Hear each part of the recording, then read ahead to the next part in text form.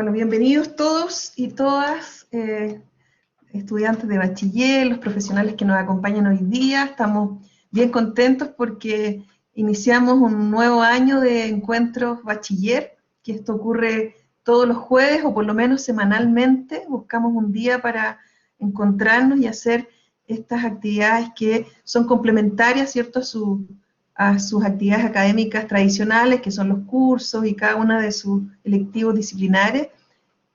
Nosotros también motivamos a la participación en estas actividades que complementan y enriquecen su vida académica. Y este año damos inicio a los encuentros bachiller con la presentación de la Dirección de Género. Hoy día nos acompañan 3 profesionales del equipo profesional: Hilda Hernández, Ligia Gallardo, que es psicóloga, y Camila Saldías, que es abogada. Yo les doy la bienvenida, agradezco mucho la motivación siempre de ustedes de acompañarnos y de preparar actividades interesantes para nuestros estudiantes. Entonces yo les doy la palabra ahora, las dejo en la actividad, y en estos espacios nosotros, como no podemos aplaudir, hacemos aplauso virtual por los iconos del chat. Así que invito a los estudiantes que también usen ese espacio para dar su opinión, para preguntar, para dialogar con los profesionales que hoy día nos acompañan y que van a estar liderando este espacio. Así que bienvenidas las 3, les doy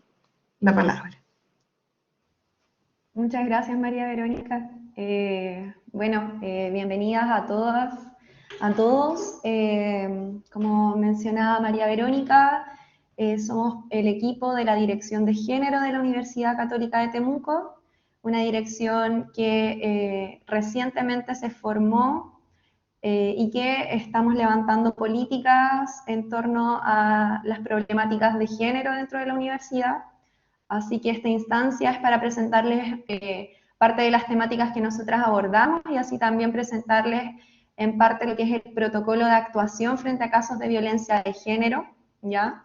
Voy a compartir la presentación que preparamos. Ya, ahí estaría.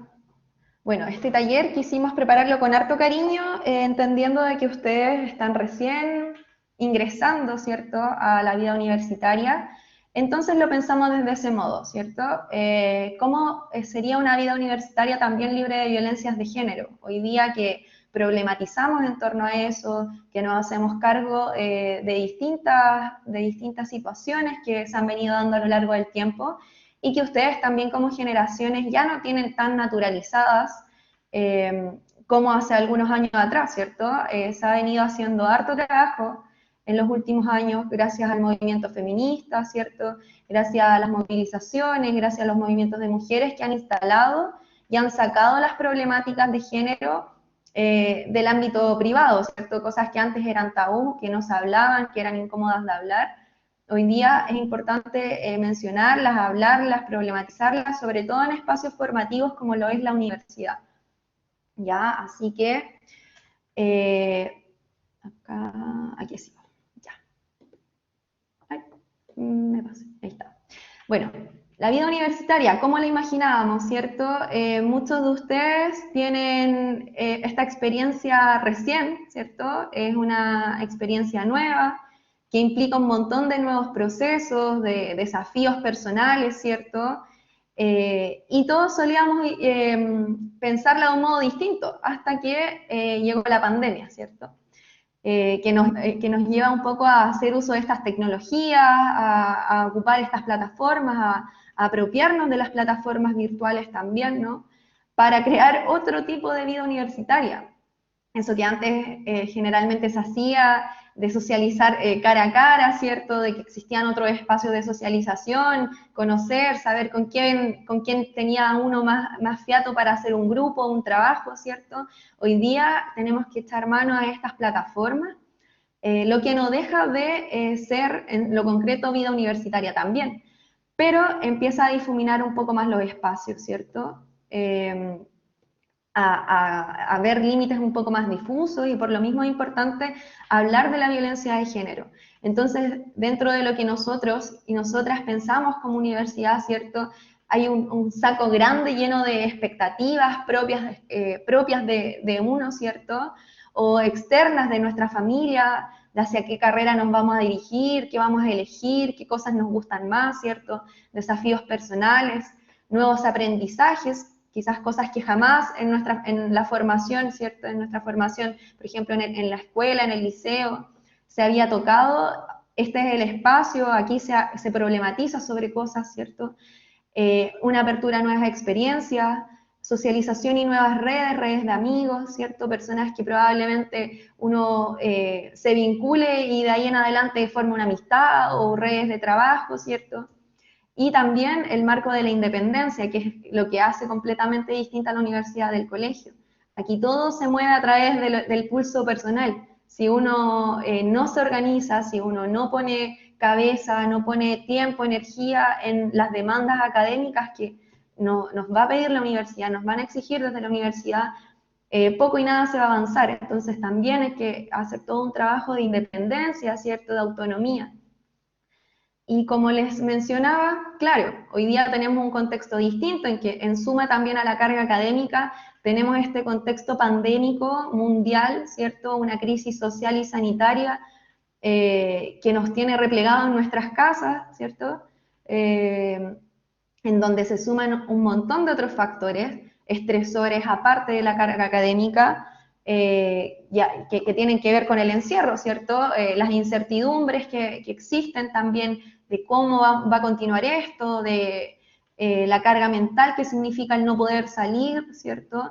Entonces, hoy día tenemos un factor no menor en suma a esta mochila, ¿cierto?, de una nueva vida universitaria, que es toda esta situación de pandemia, ¿ya? Entonces ahí también un llamado a la salud mental, así como a poner ojo, a ser cuidadosas y cuidadosos también, y por lo mismo es importante empezar a echar mano a trabajar por espacios libres de violencia, porque ya está siendo muy hostil el contexto, ¿cierto? Como para que nosotros, entre nosotros mismos, hagamos más hostil y compleja la situación.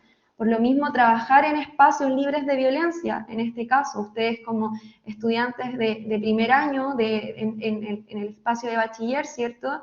Es importante ser muy cuidadosos, trabajar por espacios que no sean hostiles, que sean de lo más grato posible, para que esto sea una experiencia bonita, ¿cierto? ¿Y por qué hablar de violencia de género en los espacios universitarios, cierto? Porque la violencia de género viene a ser un eje fundamental en el trato dentro de nuestros espacios universitarios. Porque la violencia de género es un problema social, ¿cierto? Que sabemos que no solo se expresa en el ámbito personal o vincular, ¿cierto?, en nuestras relaciones, sino que en todo ámbito. También lo podemos ver dentro de las instituciones o en nuestros espacios comunitarios y también dentro de lo cultural, y que es lo que más lo sostiene, ¿cierto? Sabemos que la violencia de género, y más adelante también lo vamos a hablar, es una violencia de carácter estructural. ¿A qué me refiero con esto? Se sostiene a través de distintos pilares muy arraigados en nuestra cultura, en nuestra idiosincrasia, ¿cierto? En la cultura machista, en cómo nos han educado, en cómo se han naturalizado muchas de estas prácticas, y eso se traspasa en todo eje a ámbitos más privados, por ejemplo, lo personal y lo vincular, en cómo yo me relaciono, en este caso, entre mujeres y hombres, ¿cierto? O entre géneros distintos, ¿cierto? Entre personas disidentes, de qué manera yo las significo, las valoro, y eso se va viendo en nuestra práctica cotidiana. Y toda esta estructura, ¿cierto?, de patriarcal que sostiene estas relaciones, se dan en un marco de relaciones desiguales de poder. ¿Ya? Es importante señalarlo desde ahí, porque si bien la universidad es un espacio en donde las jerarquías existen, eso no da pie a que dentro de estas jerarquías las relaciones de poder se ocupen para violentar a un otro, ¿cierto? Por lo mismo promovemos estos espacios de trato igualitario y estar muy conscientes de que son las relaciones desiguales de poder las que van a llevar a generar situaciones de violencia dentro de las personas que habitan una comunidad, ¿ya? Sí, por eso es muy importante empezar a problematizar, porque la violencia de género está presente en todos nuestros espacios y el espacio universitario es uno de ellos también. Bueno, acá una cita que habla sobre algo de que ya habíamos mencionado, ¿cierto? De que el problema de la violencia tiene que ver hoy con una mayor visibilización, ¿cierto? Que se ha venido dando a través de los movimientos feministas en las universidades. En el 2018 hubo un movimiento nacional bastante potente, ¿cierto? Que señaló y que habló sobre el problema de la violencia dentro de nuestros espacios. Y eso ha generado también una mayor capacidad de detección, como señala ahí la cita, ¿cierto? Y una mayor sensibilización frente a la problemática. Además, nos impulsa, ¿cierto?, a transformar socialmente este problema, ¿cierto?, a tener un espíritu de transformación social, va a decir Antonia Santos, que pone de manifiesto la necesidad de implementar medidas que apunten a prevenir y a erradicar este tipo de violencia. Vamos a mencionar también, chiquillas y chiquillos, lo que entendemos por violencia de género. Ya dentro de nuestra universidad, no sé si ustedes lo sabían, existe un protocolo de actuación frente a casos de violencia de género y frente a situaciones de acoso sexual.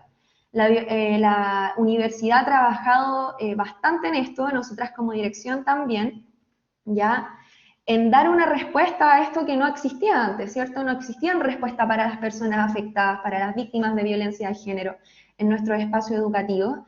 Y hoy día, frente a esta sensibilización y frente a esto que nos lleva a todos a ponernos de una vez por todas a hacernos cargo de un problema que está ahí, se crea un protocolo de actuación del que más adelante Camila les va a dar más detalles, pero que define la violencia de género como todo acto de violencia que se ejerce en estos contextos de relaciones asimétricas de poder, ¿cierto? De lo que veníamos hablando hace un ratito. Y que este acto de violencia está motivado por razones asociadas a la identidad sexual, a la identidad de género, a la expresión de género y a la orientación sexual y o a la orientación sexual de la persona que se ve afectada por el hecho de violencia, ¿ya? Y por otra parte, vamos a definir tipos de violencia. Estos tipos de violencia son también los que se definen dentro de nuestro protocolo, ¿ya? Y bueno, yo creo que todas y todos también tienen algunas nociones sobre los tipos de violencia, que sabemos que, y hace harto rato, dejó solamente de ponerse foco en la violencia física, que muchas veces se pensaba que solo por existir violencia física se podía validar una experiencia de violencia, cuando sabemos que la violencia es mucho más, se expresa de muchas otras formas, ¿cierto? Que de hecho nunca va una por sí sola. Al existir violencia física de por sí ya hay violencia psicológica. La violencia psicológica, por ejemplo, es la base de toda expresión de violencia, ¿ya? Y por una parte, bueno, tenemos la violencia física, que se va a entender como toda acción u omisión que directa o indirectamente esté dirigida a ocasionar un daño o sufrimiento físico no accidental a la víctima por medio del uso de la fuerza o algún tipo de objeto o arma que pueda provocar lesiones externas, internas o ambas, ¿ya? Sabemos que esta es la expresión de violencia más como concreta, ¿cierto? Ya sea un golpe, un empujón, un apretón, ¿cierto? Y que son fáciles de detectar. Y por otra parte tenemos la violencia psicológica, que es una violencia un poco más silenciosa, que el protocolo la va a definir como toda conducta activa u omisiva, es decir, que se hace intencionalmente o lo omite, es decir, por ejemplo, el no prestar atención, ¿cierto?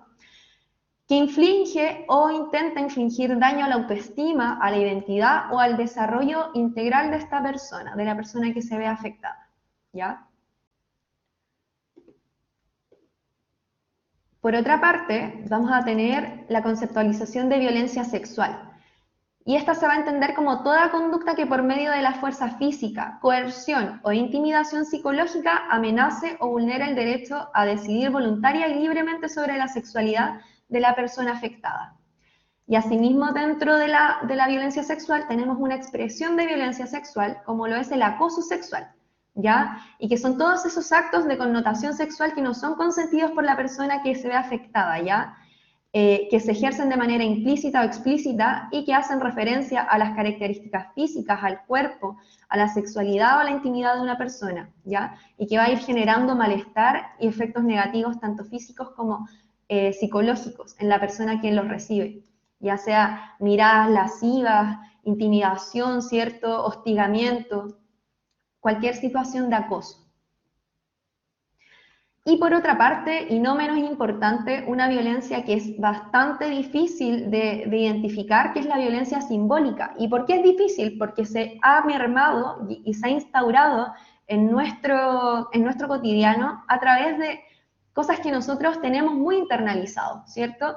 Porque tanto redes sociales, publicidad, la televisión y nuestra propia educación, ¿cierto?, ha ido naturalizando a través de, como bien aquí señala el concepto dentro de nuestro protocolo, a través de mensajes, de valores, de conceptos, de símbolos, de íconos, de imágenes, significados, mitos, metáforas o representaciones sociales en su totalidad, que van reproduciendo, ¿cierto?, y al mismo tiempo naturalizando las relaciones de desigualdad, ¿ya? Y las relaciones de exclusión que viven mujeres y personas de la diversidad sexual y de las disidencias de género dentro de nuestra sociedad.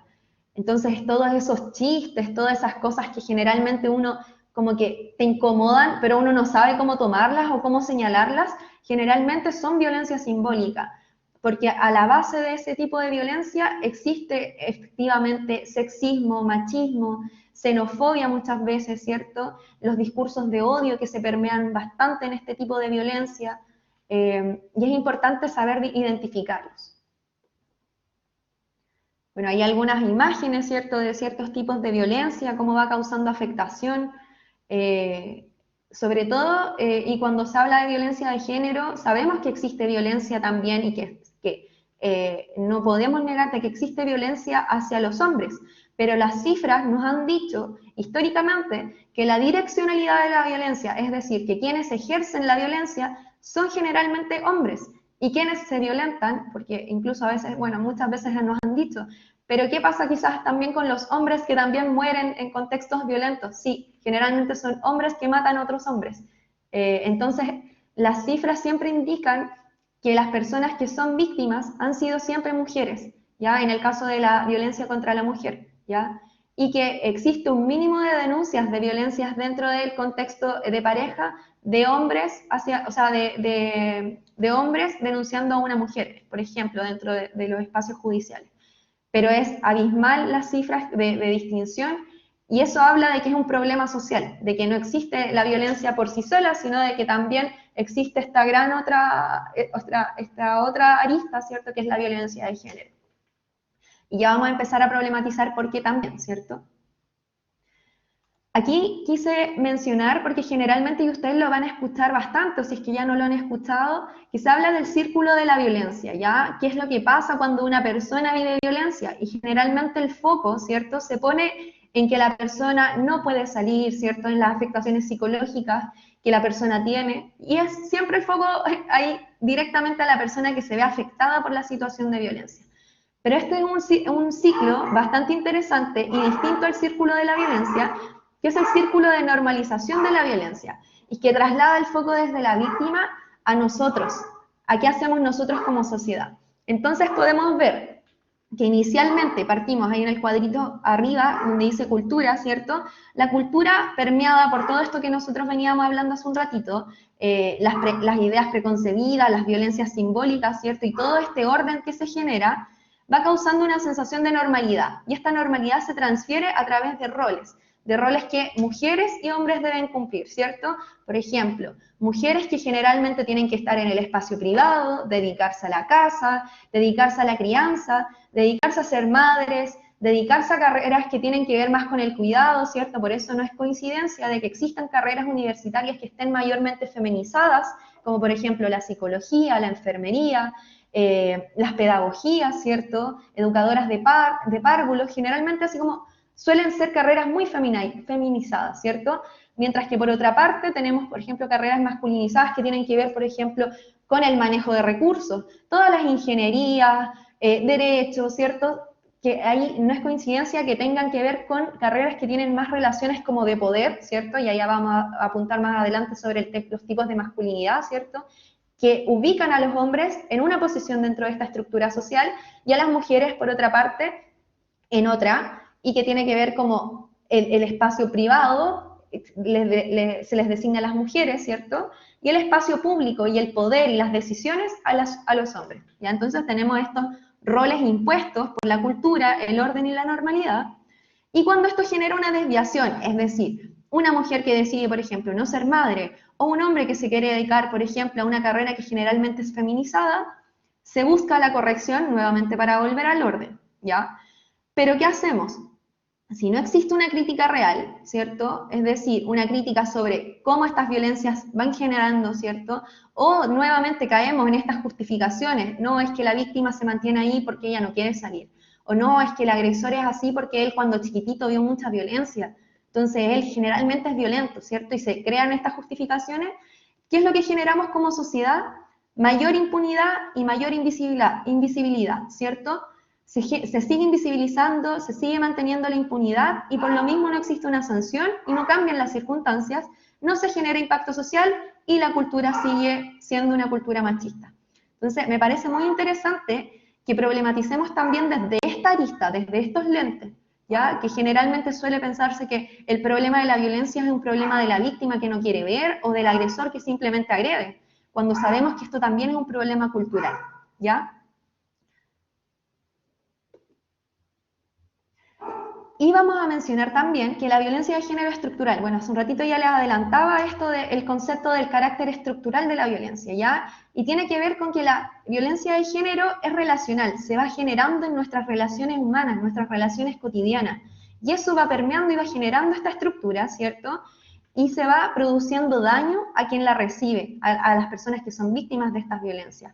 ¿Ya? Se expresa en el marco de las relaciones asimétricas de poder, como ya lo habíamos mencionado, ¿cierto? Entre hombres y mujeres, incluyendo también a personas de identidades de género diversas. Y bueno, la violencia de género es un fenómeno de carácter estructural, social, político y relacional. Constituye una violación a los derechos humanos. Rompe con el derecho a la vida, a la dignidad, a la integridad física y moral, a la igualdad, a la seguridad, a la libertad y a la autonomía y al respeto. Es importante pensar la violencia no como un hecho aislado, sino como algo que existe en nuestra sociedad y de la que todas y todos tenemos que hacernos cargo para erradicarla. ¿Cómo se encarnan, por ejemplo, estas violencias en nosotros mismos, ¿cierto? ¿Qué hacer también? Porque es súper fácil mirarlo desde lejos, pero ¿qué pasa cuando nosotros nos vamos viendo de cerca, ¿cierto? En nuestras propias prácticas y nos vamos dando cuenta de cómo hemos sido permeados también por esta estructura a través, por ejemplo, de los estereotipos y mandatos de género, ¿ya? Los estereotipos y mandatos de género son transmitidos a través de la socialización, ¿cierto? Desde nuestra más temprana educación, a través de todos estos estereotipos que nos empiezan a meter en un corral y en otro. Y hoy, por ejemplo, quisimos poner esta imagen de una especie de aula, ¿cierto?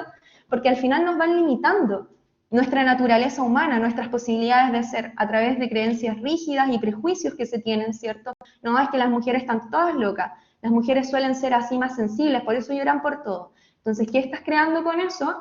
Estás instalando la idea de que, por ejemplo, los hombres no tienen derecho a llorar, o que una mujer que generalmente pueda ser quizás no tan sensible, quizás más de una personalidad más rígida, no es una mujer. Entonces, ahí estos prejuicios e ideas rígidas nos van permeando, nos van modificando y nos van estructurando y encasillando.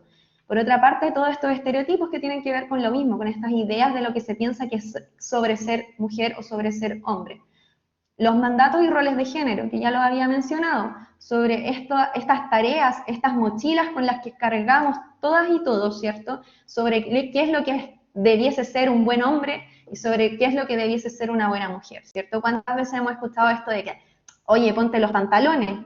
Que es una expresión bastante naturalizada, yo creo que todos aquí la hemos escuchado, y que tiene que ver con el, oye, ponte los pantalones. ¿Qué quiere decir eso? O sea, impónete, sé más que el otro, siempre en lógicas que son verticales, siempre mirando a las personas hacia abajo o hacia arriba, ¿cierto? Entonces todos estos mandatos nos van superponiendo o subponiendo o subvalorando en esta estructura social, ¿ya? Por otra parte tenemos el sexismo, que el sexismo es la valoración de lo masculino por sobre lo femenino, ¿ya? Que tiene que ver con estas prácticas machistas. Yo creo que también todas y todos aquí hemos escuchado las veces que se les pregunta sobre todo a los adolescentes cuando están, oye, campeón, y la polola, ¿cierto? mientras que cuando las niñas generalmente inician su vida de relaciones, ¿cierto? Ojalá nadie se entere, porque la familia la va a tildar de precoz, bueno, de puta, ¿cierto? Y un montón de estereotipos, o sea, de etiquetas que se les cargan a las personas por ejercer o no ejercer, ¿cierto? Ciertas situaciones. Asimismo, si la persona no tiene polola o no tiene pololo, ¿cierto? Como, oye, qué pacato, y hay un montón de ideas y creencias que nos van instalando. Y por otra parte, y muy importante, porque aquí también hay hombres, hay varones también escuchándonos, las masculinidades hegemónicas, que tienen que ver con esta idea sobre el ser hombre, ¿cierto? El que tienes que ser duro, el que tienes que trabajar y ojalá ganar mucha plata y ojalá comprarte muchos autos y una casa y mantener una familia y tener una muy buena situación, ¿cierto? Y pobre de que llores y pobre de que muestres algún indicio de sensibilidad y pobre que te afecte algo. Y pobre que digas que no puedes quizás con la carrera que decidiste porque tú como hombre tienes que continuar hasta el final, ¿cierto? Entonces, todos estos mandatos también se traducen en estas masculinidades hegemónicas, estas masculinidades que nos instalan que deben ser, y sabemos que no es así, que al final todas estas cositas, ¿cierto? Estos puntos que aquí vemos, nos van rigidizando y nos meten en una jaula que nos limita nuestras posibilidades de ser como seres humanos. Ya. Acá tengo un video, quiero ver el chat, ya, no hay ninguna pregunta, voy a compartirles un videito que dura 3 minutos, sobre los estereotipos de género. Me gustaría que lo vean con harta atención. Aquí. Si bien está en inglés, ¿me pueden decir si se ve? Por favor, confirmarme ahí a través de un signo. Ya, perfecto. Sí se ve. Genial. Muchas gracias. Ya. Está en inglés, pero tiene subtítulos, así que ahí tendré.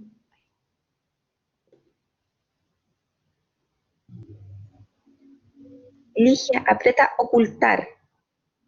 Ah, ya. Ahí sí.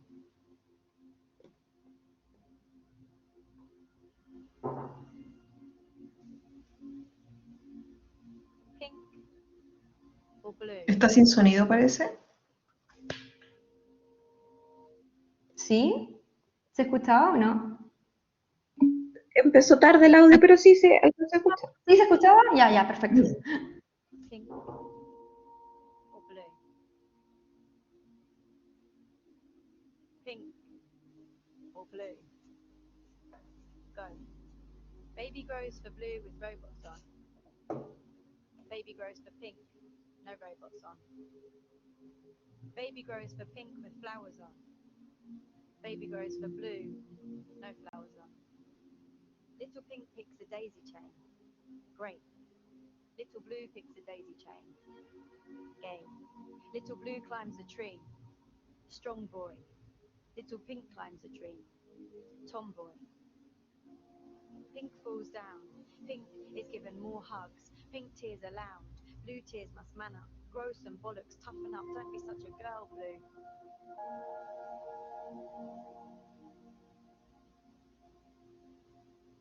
Now blue hair is cut short. Pink hair is let long. Pink is given toy dolls. Blue is given toy guns. Pink is told to be cute. Blue is told to be bigger. Pink shoes, no grip. Blue shoes, no glitter. Now blue legs start growing hair and pink legs start growing hair. Blue is told it's manly. Pink is told to shave theirs. Blue is shown as blood in action, films, fights, pride. Pink starts bleeding every month. Told blood, shame, hides. Pink discovers lust. Wrong. Blue discovers lust. Nice.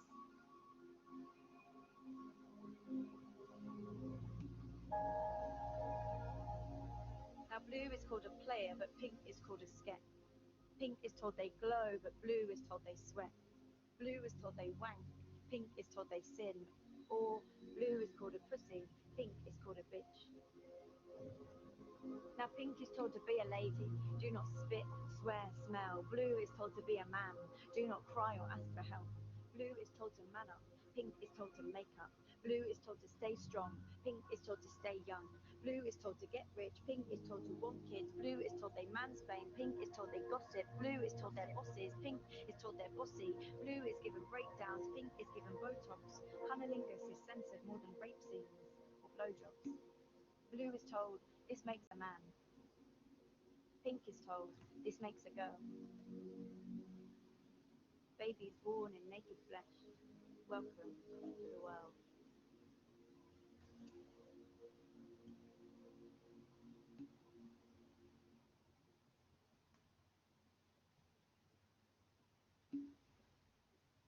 Ya. A ver. Aquí dejar de compartir. Ahí sí. Me gustaría leerlos. A ver, voy a seguir compartiendo el... Pero bueno, espero que les haya gustado el video.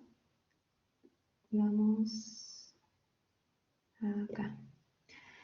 Que tiene que ver mucho con lo que estábamos recién hablando, ¿cierto? Con estos mandatos que llega a ser agobiante, ¿cierto? De todo lo que tenemos que ser como mujeres, que tenemos que ser como hombres, y los nuevos mandatos también que se crean, y uno lo va viendo día a día, ¿cierto? Pero al final nos dan un mensaje que al fin y al cabo todos los bebés nacen desnudos, y quienes los tiñen de, en este caso, rosa o azul, pink o blue, ¿cierto? Es la misma sociedad. Y todo empieza en un color, y después se traslada a estereotipos, mandatos que nos van agobiando, que nos van haciendo menos personas, menos seres humanos. Entonces es importante que eso quede también ahí para la reflexión.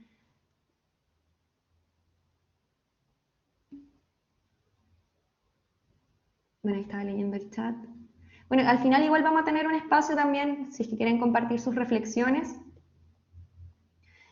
¿Qué efectos tiene esto? ¿Qué efectos tienen los estereotipos, estos mandatos, ¿cierto? Primero genera esta desigualdad de poder entre lo femenino, lo masculino, entre mujeres, entre hombres, ¿ya? Existe una sobrevaloración de lo masculino y una subvaloración de todo aquello que se aleje de la norma, ¿ya? De todo aquello que no sea cercano al ser hombre, al ser masculino, al ser poderoso, ¿cierto? Genera la violencia, genera la desigualdad, tiene serias afectaciones a nuestra salud física y nuestra salud mental, nuestra salud psicológica, y nos limita nuestras posibilidades de ser. ¿Y cómo podemos ir construyendo relaciones de equidad y luchando contra esto? Primero, reflexionar sobre nuestras prácticas, ¿ya? Empezar a cuestionar todo eso que se nos ha dicho, que se nos ha dado como por sentado, entregado en una cajita, y nosotros lo hemos recibido y que muchas veces de eso no tenemos culpa porque vivimos en una sociedad que funciona de esa manera, ¿cierto? Pero hoy día, por ejemplo, ustedes que están en un espacio nuevo como lo es la universidad justamente es para eso, para cuestionarlo todo, para generar estas reflexiones. Entonces, partir reflexionando sobre nuestras prácticas es de las primeras cosas que tenemos que hacer a la hora de empezar a construir relaciones de equidad.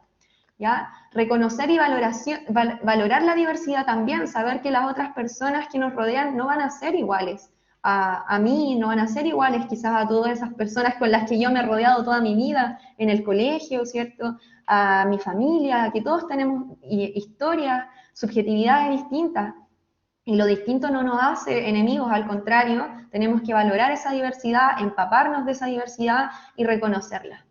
Generando apoyo mutuo también, apoyarnos en esas complejidades que sabemos por la estructura y que esto es un monstruo gigante con el que hay que batallar día a día, ¿cierto? Van a haber compañeras, compañeros que van a estar pasando por situaciones complejas, y ahí el apoyo entre ustedes como grupo, como generación, es importante, ¿ya? Por otra parte, romper con el pacto patriarcal, ¿ya? Pacto patriarcal entendido como este pacto de silencio y complicidad que muchas veces mantienen los hombres dentro de sus mismos privilegios, ¿cierto? ¿Quieren hablar? Rodolfo, ¿quieres hablar? Sí, profe, es que al comienzo, a mediados de la clase, se hizo énfasis en el machismo, pero ¿qué pasa de la misandría? en el sentido de que, Es que así como está presente el machismo, como se dice en la charla, también está presente la misandría, ¿no? claro, claro, pero el machismo, como bien les mencioné hace un ratito, es lo que sostiene esta estructura y es lo que más se hace presente, ¿ya? Pero por lo mismo, la idea es crear relaciones de equidad, trabajar para eso. Si no existe el machismo, ¿cierto? Si no existiera, muchas de las prácticas de desigualdad y de las situaciones de desigualdad que existen dejarían de sostenerse. Florencia, ¿quieres hablar? Sí, agregar también de que desde mi punto de vista creo que el machismo es profundamente se basa también en la misandría.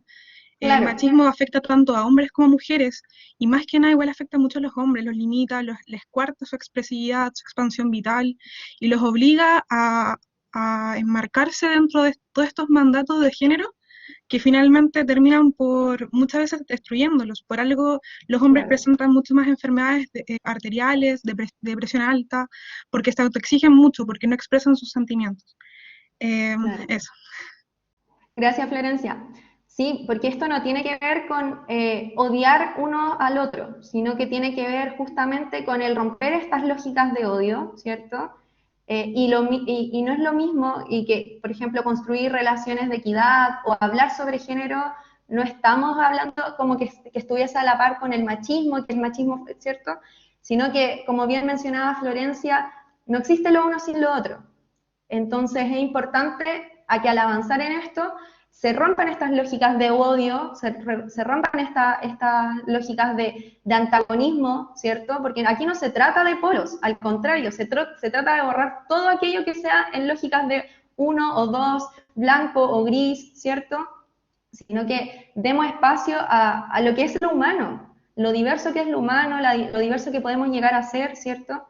Entonces, rompiendo con estas lógicas binarias, estas lógicas de sí y no, de odio y como, ¿se entiende? Como este pimponeo entre quienes odian más a quién, ¿cierto? Y trabajando en estas, por ejemplo, tips o esta lista que aquí dice sobre construir relaciones de equidad, vamos a romper esas lógicas binarias también, ¿ya? No sé si se entiende también, ¿ya? Había quedado en el punto de romper el pacto patriarcal, ¿ya? Históricamente los hombres han tenido situaciones de privilegio, ¿cierto? Siempre se acude, por ejemplo, mucho a este ejemplo de deja de no decir nada, por ejemplo, cuando en el chat de amigos se empieza a hablar mal de una mujer o se empieza a compartir imágenes de una mujer o el chiste machista entre amigos, ¿cierto? Es hora y es tiempo y yo, bueno, confío plenamente en las nuevas generaciones como ustedes pueden tomar las riendas del asunto y empezar a frenar esas situaciones que hace algún tiempo se naturalizaban un montón, ¿cierto? Bueno, por otra parte, construir relaciones sanas a través del diálogo y del respeto y comprometernos con la equidad de género en todos sus ámbitos. Bueno, eso por una parte, chiquillos, nosotras quisimos también, además de como si hablar sobre estas temáticas de violencia de género, cómo construir relaciones de equidad, también quisimos bajarle un poco a la realidad que ustedes están teniendo hoy día, ¿ya? Y aquí Florencia les va a hablar sobre algunas tips también que se tienen que tomar en consideración si queremos construir espacios universitarios respetuosos, ¿ya? Y uno de ellos es el aula virtual, que es lo que ustedes ocupan como plataforma. Así que doy el pase a Florencia. Gracias, Ligia. Bueno, yo les voy a hablar sobre como normas, por así decirlo, para poder llevar esta nueva experiencia de aprendizaje a través del computador de una forma mucho más regulada, por así decirlo. Quizás van a ser muchas cosas de perogrullo, pero es importante también poder irlo como incorporando. Bueno, primero ingresar a clase con tu nombre y apellido para que la docente o el docente pueda registrar tu asistencia. Segundo, ingresar con el micrófono apagado y la cámara encendida. Esto último puede flexibilizarse en torno a tu conexión de internet o bien a lo que la docente o el docente estime conveniente. Bueno, y si también uno entiende que da vergüenza quizás mostrarse por cámara, da vergüenza mostrar tu espacio, sin embargo, desde mi experiencia como estudiante, puedo decir de que al tener tu cámara prendida, puedes como autorregularte más en cuanto a no tomar el teléfono, a poner atención, y yo al menos lo considero como una fortaleza del teletrabajo, por así decirlo, como este tener que estar ahí a través de la cámara. Luego, por ejemplo, ya, no interrumpir al docente o a compañeros durante la clase. El respeto dentro de esta aula virtual es algo totalmente fundamental, al igual que como estuviésemos en persona.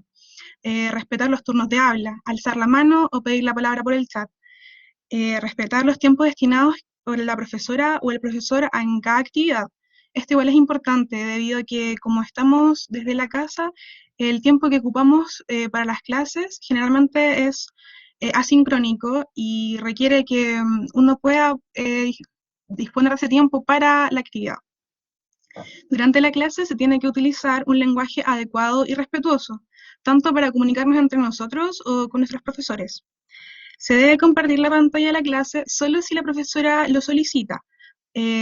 Como tips, procurar cerrar todas las ventanas que pudiesen distraernos o entorpecer el aprendizaje. Y por último, participar en clase junto a tus compañeros y compañeras para generar un ambiente óptimo de aprendizaje, el cual debe basarse siempre en el respeto y la comprensión o valoración por la diversidad.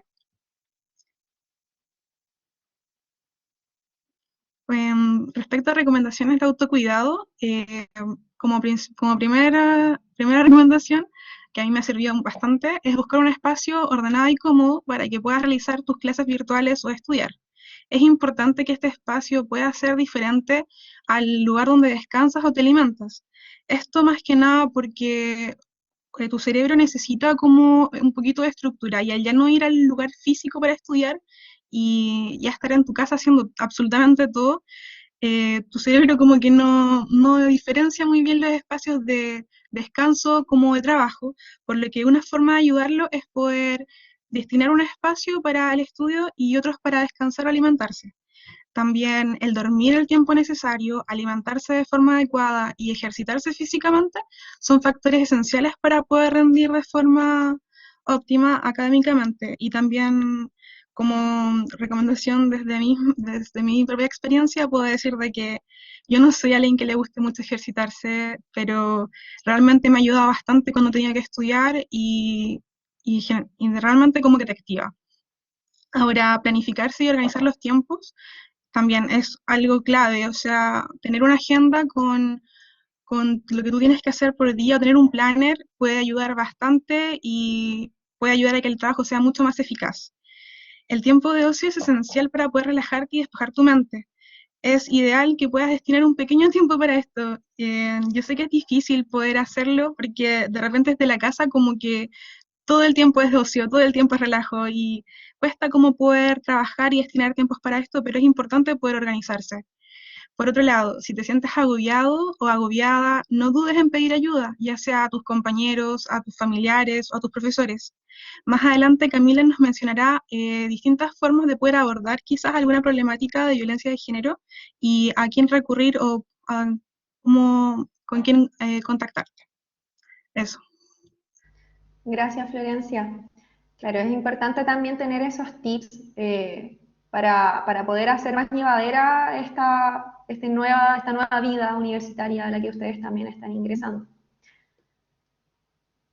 Ya, les había adelantado un poco también que dentro de todo este material que preparamos para ustedes, todo esto también se basa en un trabajo que ha venido haciendo la universidad desde hace ya harto rato y que hoy día se traducen en elementos como el protocolo de actuación frente a casos de violencia de género, ¿ya? Los voy a dejar con mi compañera Camila Saldías, quien es la abogada de la Dirección de Género y de la Oficina de Atención de Acompañamiento, quien les va a explicar en qué consta este protocolo y qué se puede hacer si alguno de ustedes vive alguna situación de violencia dentro de nuestra universidad. Gracias, Ligia. Hola a todos, buenas tardes.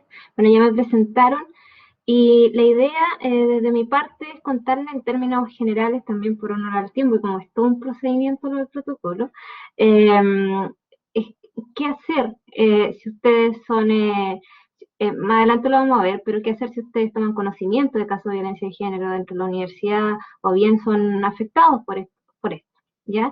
Este protocolo, como bien ahí lo están viendo ya en la lámina, entró recién en vigencia el año pasado y de hecho comenzó la redacción el 2020. Estuvimos ahí redactando, estudiando distintos protocolos, tanto a nivel nacional como internacional, para lograr un protocolo realista, un protocolo que protegiera a las personas afectadas de violencia de género y también diera respuesta a todas las problemáticas de la universidad, que hasta ahora ya que no existía ningún documento, como dije, les mencioné delante, no existía ningún documento, normativa, etcétera, que pudiera respaldar a las personas afectadas por violencia de género o diera certeza a todos los funcionarios, autoridades y a los estudiantes qué hacer en estos casos, ¿ya? Eso es lo que viene a hacer este protocolo. Entonces viene a regular, como dice ahí, diversas situaciones de importancia en un proceso de denuncia, ¿ya? O sea, ahora saben dónde recurrir, saben qué hacer, desde los principios, se establecen principios de todo el procedimiento, hasta también cómo hacer la denuncia, las medidas de protección, ahí vamos a ver dos tipos de medidas que hay, hasta en caso de que sea la voluntad de la víctima, poder llegar a un procedimiento sumario. ¿Ya? Entonces, este es un procedimiento previo que se crea para casos de violencia de género, que este procedimiento no busca una sanción, sino que lo ejecuta la Dirección de Género y es para la protección de la persona afectada, activa mecanismos de protección y si procede y si la persona afectada quiere, se llega a otra instancia de la universidad, como es instancias de procedimiento sumario, ya sean funcionarios o estudiantes, que eso ya se rige por otros, que son los reglamentos vigentes, ya no por el protocolo. Pero ahí también está presente la Dirección de Género si llegamos a eso, porque siempre vamos a hacer un acompañamiento. ¿Se escucha mal? Yo te escucho bien, Elisa. ¿Sí? Yo te escucho súper bien, Cami, y de hecho se ve bien, pero...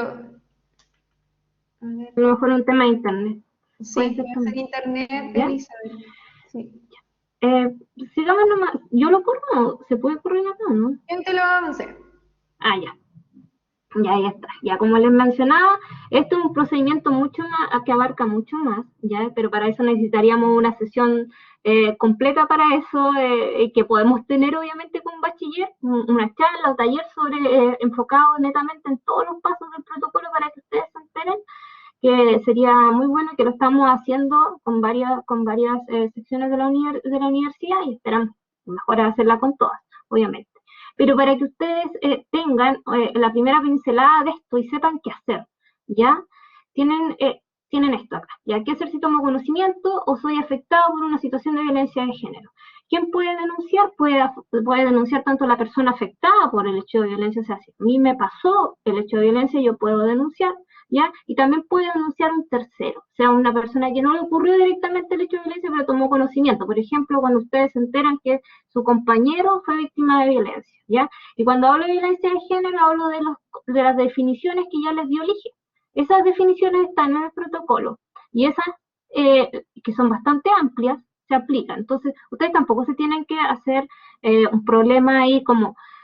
¿será esto violencia de género? Voy a leer las definiciones de violencia de género, tampoco se tiene que complicar tanto por eso. Ustedes, si se consideran afectados o creen que alguien está afectado, denuncian. Después, la Dirección de Género se va a encargar de orientarlos, se va a encargar de ver qué pasó, de recabar el relato y ayudarlos. E incluso si antes de hacer la denuncia entran en duda sobre eso, también antes incluso de hacer la denuncia, igual pueden recurrir a la Dirección de Género, a la Oficina de Atención y Acompañamiento, como le vamos a hablar de eso, para pedir luces, porque hay zonas grises también en la violencia, ¿ya? Entonces, hacen la denuncia, ¿y dónde hacen la denuncia? En los organismos receptores de denuncia. Estos organismos receptores de denuncia son una entidad que se crea, no existía antes, ya se crea en este protocolo, y son en un ratito los vamos a ver, pero son distintas autoridades dentro de la universidad, distintos cargos dentro de la universidad, que se crean para dar confianza a las personas que quieren denunciar, porque son a elección de ellos, y a dónde yo quiero ir a denunciar. Y aquí tienen todas estas opciones, uno de esos es la Dirección de Género, ¿ya? Y estos organismos receptores de denuncia tienen dos funciones, ¿ya? No es que ellos estén encargados, no es que ellos tengan que hacerle una intervención, nada. Solamente ellos tienen que recepcionar y remitir la denuncia. O sea, tienen que recepcionar la denuncia, que ustedes van ahí a la oficina. Imagínense a la oficina ahí del jefe de carrera, por ejemplo, si están en bachiller, pero por ejemplo, la autoridad que tengan y sea compatible con ese cargo, llegan ahí, o con cualquiera que usted tenga confianza, tocan la puerta, entran a la oficina y dicen quiero hacer una denuncia, ¿ya? Incluso si llegan a la dirección de género. Y ellos van a tener un formulario, ¿ya? Un formulario de denuncia, ¿ya? Que ya los estamos capacitando para eso, ¿ya? De hecho ya nos falta una sección nomás, pero están la mayoría capacitados. Un formulario de denuncia que hizo la dirección de género y los van a ayudar ahí entre los dos a llenar este formulario de denuncia, que es bastante simple en realidad.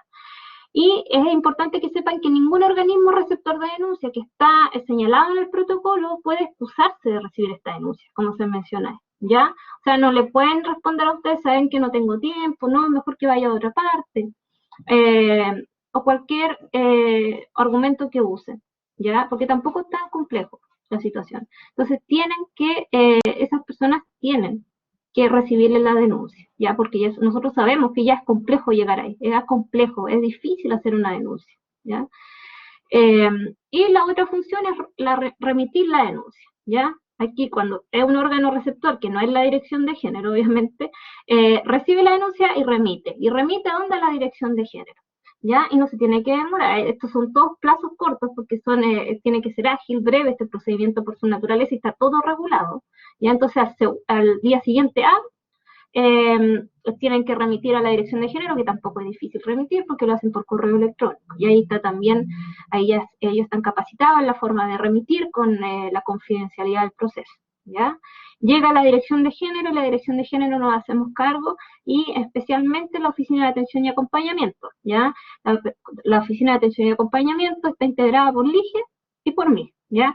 La psicóloga y la abogada, que nos encargamos de intervenir, hacer la primera acogida, recabar el relato, orientar tanto en lo psicológico, en la contención, como en lo legal también. No, en la parte legal, bueno, más ratito mejor les menciono eso, pero para que tengan más o menos claro, llegan a la dirección, la oficina de atención y acompañamiento, y ahí tomamos las decisiones en base a lo que sigue del protocolo, que como les dije es un procedimiento bastante acabado, pero rápido, y es importante que sepan que todo este procedimiento es confidencial, y yo sé que eso les importa a la mayoría de las personas afectadas y que quieren denunciar. Todo este procedimiento es confidencial, e incluso hay sanciones en caso de que alguien vulnere esa confidencialidad. Estos son los organismos receptores de denuncia, ¿ya? Entonces, ¿dónde puedo denunciar, como nos decíamos? Acá, ¿ya? Y están en esta figura, en este círculo, porque no hay ninguno más importante que otro, sino que la idea es que ustedes pueden elegir dónde quieren denunciar, ¿ya? Pueden derechamente ir a la dirección de género, donde empieza el procedimiento al tiro, no porque nadie nos va a remitir algo, sino que nosotros mismos activamos el procedimiento, ¿ya? Están las jefaturas de carrera, decanaturas, las jefaturas directas, ¿ya? La Secretaría General, Prorrectoría, que a veces los estudiantes los ven como más lejanos, ¿ya? Direcciones de área, vicerrectoría, direcciones de departamento. Entonces aquí pueden ver algunos que están más vinculados a los estudiantes, ¿cierto? Jefaturas de carrera, nosotros también como dirección, decanaturas, ya, dirección de departamento, son más vinculados. Entonces, pues como este protocolo es tanto de estudiantes como para funcionarios, ya se eligieron varias opciones para que vayan a los que ustedes quieran denunciar. Eso elige. Ya, entonces, ¿quién puede denunciar y a quién pueden denunciar? Esto es importante que lo sepan, tengan conocimiento, pero no es determinante a la hora de denunciar, ¿ya? Porque esto, ustedes pueden denunciar igual, ya se cumpla esto o no, y después la dirección de género vemos cómo funcionamos, lo explicamos, y vemos dónde remitir, si no corresponde, etc. Pero más que nada esto tiene que ver en caso de que, por ejemplo, tienen que... ¿Se escucha muy mal? ¿Se escucha mal? Yo te escucho súper bien. A ver, parece que es un problema de Lisa. Puede ser ¿Cómo lo escuchan los demás? a lo mejor después la grabación se puede escuchar Sí, mejor. quizás como Elizabeth, si estás teniendo Sí, problemas, bueno, esto se está grabando, así que sí, le ahí, podemos mandar la grabación después. claro. Sí, sí, pues la idea es que lo escuche. ¿Ya? Entonces, como les mencioné el procedimiento en términos generales, ya este procedimiento puede conllevar o no un procedimiento sumario, como les dije, de los reglamentos vigentes, ¿ya? Entonces, esto de acá tiene que ver más que nada con eso, ¿ya? Y ahí les vamos a decir si procede o no un reglamento sumario, pero como les dije, no es determinante para que la protección de la víctima, la protección de la persona afectada y llegar a la dirección de género. Entonces, ¿quién puede denunciar? ¿Y a quién pueden denunciar? Es súper amplio. Aquí, en cuanto a los estudiantes, ¿ustedes pueden denunciar? ¿Los estudiantes de bachiller pueden denunciar? Sí. ¿Por qué? Porque pueden denunciar todos los estudiantes que sean alumnos regulares de la universidad, tanto de pregrado como de posgrado, educación continua y cualquier programa que sea parte de la universidad. Es decir, ahí está bachiller. También los estudiantes de intercambio, ¿ya? Ustedes pueden denunciar a un estudiante de bachiller a un compañero de ustedes, también pueden denunciar. Pueden denunciar también a funcionarios, como dice, ya los funcionarios que tengan contrato vigente con la universidad, en general. También los funcionarios que sean ¿cómo se llama? Honorarios, honorario y todos los que tengan esa calidad, ¿ya? Y, por ejemplo, aquí es importante, pueden denunciar a trabajadores que son contratados por empresas externas, están haciendo estas construcciones cuando están ustedes presenciales, que puede ocurrir que también hayan hechos de violencia, acoso, sí, los pueden denunciar también. Respecto de ellos, por ejemplo, no podemos aplicar un procedimiento sumario, los reglamentos internos, que eso les mencionaba yo que es más complejo, pero sí se activa el protocolo, ya la protección. ¿Y dónde tienen que ocurrir los hechos? Ya para que yo después pueda seguir buscar una responsabilidad en esto, por ejemplo, el procedimiento sumario, ¿ya? Como le digo, estos hechos pueden ocurrir en cualquier parte, los hechos de violencia, y ustedes igual pueden denunciar y ser parte de la dirección y tener atención psicológica y jurídica, pero en el protocolo se contemplan esto en cuanto a poder solicitar un procedimiento sumario posterior, ¿ya? Y eso es en cualquier dependencia de la universidad, no solamente en los campus, sino cualquier dependencia que pertenezca a la universidad, y también fuera de las dependencias de la universidad cuando sea en contexto académico o administrativo, y eso se ve en el caso a caso, y es bastante amplio, ¿ya? Por ejemplo, si tienen salida de terreno, todo donde esté implicado la universidad, ya fuera de las dependencias, se puede configurar ahí. Y aquí hablarles brevemente de las medidas de acompañamiento. A ver, el protocolo contempla dos tipos de medidas para la protección de la persona afectada, que son las medidas de acompañamiento y contención, que son la atención psicológica y la orientación legal, ya, o sea, Ligia y yo. Y nuestra función se llama medidas de acompañamiento y contención cuando el protocolo entra en acción, ¿ya? Y podemos desde la denuncia hasta todo el procedimiento, incluso después si deciden iniciar un procedimiento sumario, también durante ese procedimiento, que lo que antes no existía, la verdad es que no había una contención psicológica ni una orientación de todo el procedimiento, pero ahí vamos a estar nosotros si ustedes quieren. Ya si eso sucede. E incluso si no decían iniciar un procedimiento sumario, porque es una opción, también pueden seguir, porque pueden que todavía no estén preparados para denunciar, quieran primero tener algún tipo de contención, etcétera. También pueden seguir con nosotros en la dirección, ¿ya? Y las otras medidas son las administrativas de protección, ya que estas medidas fueron las que más nos costó poder redactar y contemplar dentro de este protocolo, ya porque siempre se ha debatido mucho sobre si limitan derecho o no, ya, entonces siempre tiene, como todavía aquí no estamos, cuando se hace la denuncia, ya, y están en este procedimiento previo, este procedimiento con la dirección de género, donde no se busca una responsabilidad todavía, sino que es para proteger a la persona afectada, ya tenemos que respetar los derechos de todos, pero principalmente buscar la protección de la víctima. Y en este caso, por ejemplo, se pueden tomar medidas administrativas de protección lo que puede sonar algo típico, pero separar secciones, buscar la forma de no acercamiento, no comunicación, ¿ya? Claramente ahora con la pandemia tenemos que adaptar estas medidas a estos casos, ¿ya? Y todo lo que sea necesario para proteger esta integridad psicológica, la integridad física, y que a ustedes no les cause tampoco problemas en la violencia que se ha ejercido y la posible violencia que se podría ejercer por esta denuncia también, no los perjudique tampoco en su desempeño académico, ¿ya? Eso.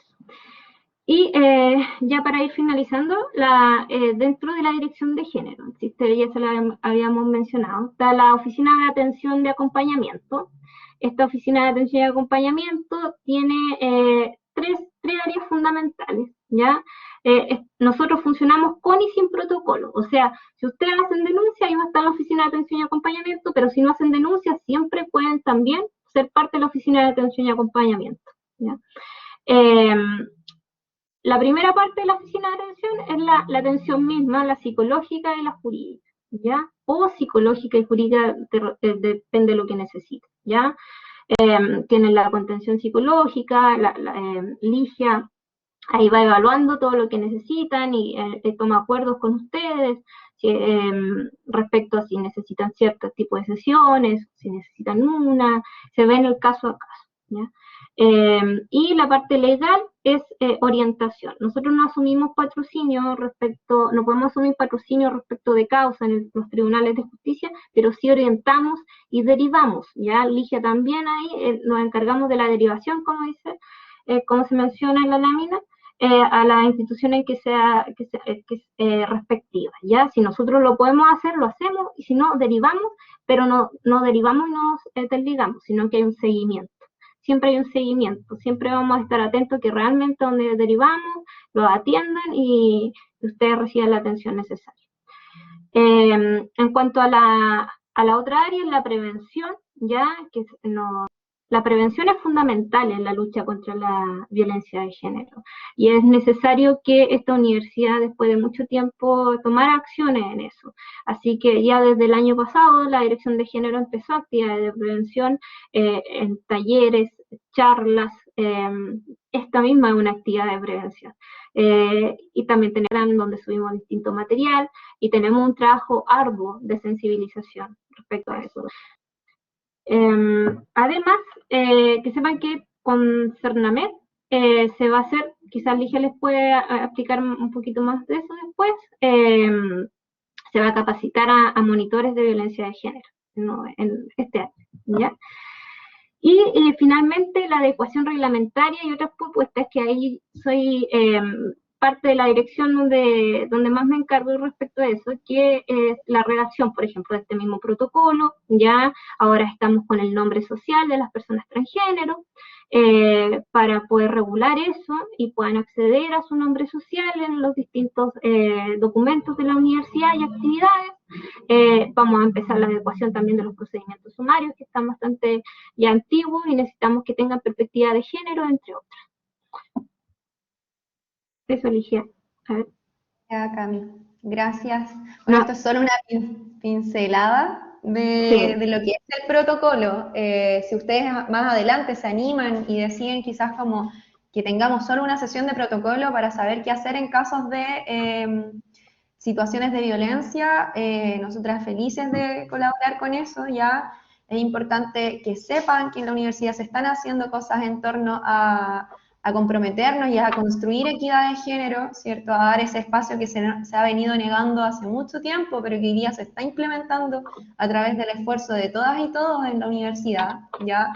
Que no se trata de un tema de odiar, ¿cierto? De que odiemos a los hombres o odiemos a las mujeres, sino de que se trata de que existe, como ya lo problematizamos, lo hablamos, una estructura que nos perjudica tanto a hombres y a mujeres, ¿cierto? Y que en esa lógica, solo enfocarnos en quién odia a quién sería como pelear con el monstruo chico, sabiendo que tenemos un monstruo gigante al que todos y todas tenemos que apuntar, ¿cierto? Y eso se traduce en todas estas instancias, ¿cierto? En todas estas actividades, en estos avances que ha tenido la universidad. Y bueno, como les mencionaba Camila, bueno, ahí también la Florencia les dejó el Instagram. Nosotras tenemos hartas actividades, pronto se viene un taller de ciberseguridad y género para mujeres y disidencias de género, en coordinación con la Fundación Datos Protegidos también, y así también vamos generando actividades siempre para que se puedan sumar, revisar, proponer también, y bueno, nuestros 2 correos de contacto, que uno es el directo a la dirección y el otro es de la Oficina de Atención y Acompañamiento. Así que eso, chiquillas y chiquillos, de verdad agradezco su tiempo, y nada, nosotras siempre vamos a estar disponibles para lo que ustedes necesiten también. Muchas gracias, Ligia. Y, no sé si hay preguntas antes de terminar, si hay alguien que quiere hacer algún comentario o alguna pregunta a nuestras invitadas. A Ligia, Hilda o a Camila.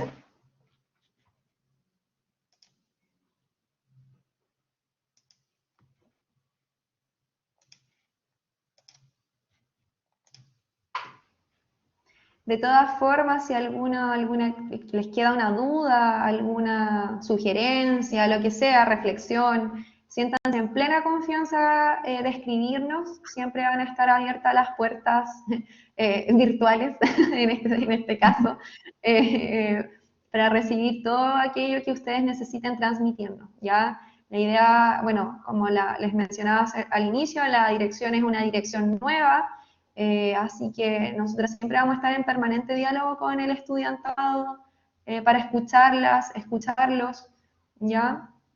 Y se sientan acogidos siempre, porque como ya yo creo que más de alguno lo ha escuchado, ya no están solos en estos aspectos, ¿ya? Así que se agradece mucho la invitación también.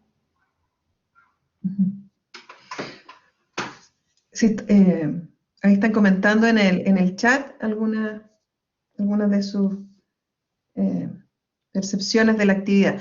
Bueno, para finalizar entonces, agradecemos a Ligia y a Camila y también a Hilda por la interesante charla de hoy y por lo necesario también de conversar estos temas, y tal vez más adelante también podemos hacer ese taller que comentaban durante la presentación con los estudiantes de bachiller. Así que muchas gracias. Agradecemos también a los que han participado hoy día en esta actividad, y el próximo jueves los vamos a invitar a una nueva actividad también del programa. Así que muchas gracias, damos por finalizada esta actividad de hoy. Gracias a ustedes. Inscríbanse a los talleres para que puedan participar.